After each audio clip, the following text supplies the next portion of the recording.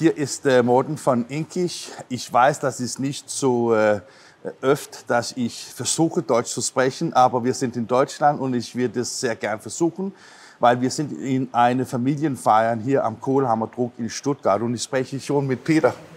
Hallo, grüß dich. Grüß dich auch, Peter.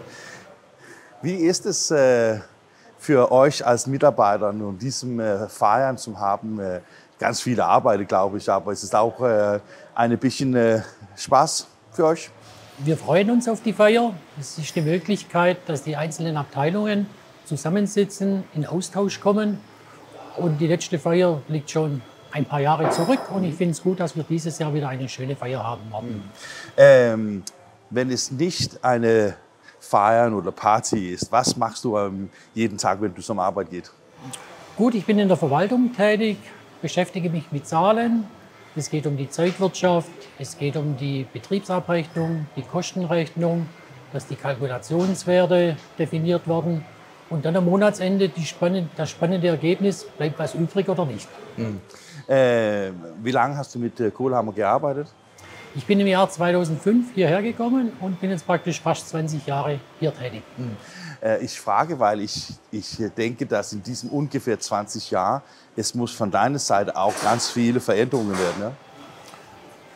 Es gab Veränderungen, die EDV-Welt, die IT-Welt hat sich geändert. Dinge, die früher manuell zusammengetragen werden mussten, kann man jetzt oft elegant auslesen. Das sind so die größten Entwicklungen, die größten Änderungen.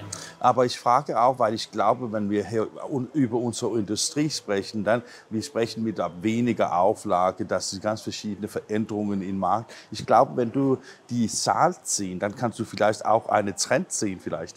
Es ist auf jeden Fall so, dass die Aufträge kleiner werden, die Auflagen gehen zurück, die Umfänge gehen zurück.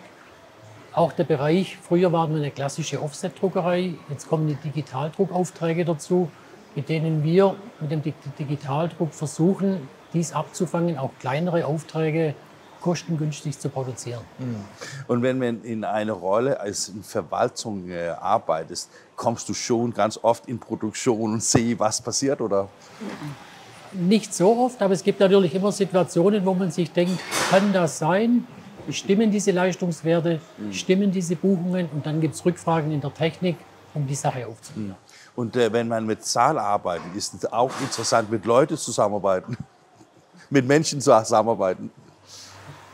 Beides macht Spaß, beides gehört zusammen. Aber Zahl ist selbstverständlich am ersten, ja. Wenn du siehst am Kohlhammer in Zukunft, wo siehst du, soll es eine Digitaldruckerei werden oder soll es eine Akzidenzdruckerei? Wo ist die Trends, wenn man vom Zahl sehen? Gefühlt wird es Richtung Digitaldruck gehen, aber es ist immer noch etwas schwierig, wenn man ganz klassisch vom Offsetdruck kommt, sich vorzustellen, dass man den Offsetdruck irgendwann abschafft und nur noch als Digitaldrucker tätig ist. Wir werden sehen, was die Zeit bringt. Ich habe gedacht, dass wenn ich in Produktion gehe und man sieht Magazin über Magazin über Magazin, da kriegst du so viele Informationen in all die Magazinen, dass die drucken hier. Ja. Dass, wenn es nicht in einem Magazin war, man sollte alle diese Informationen am Internet finden, dann ist ein Magazin viel einfacher.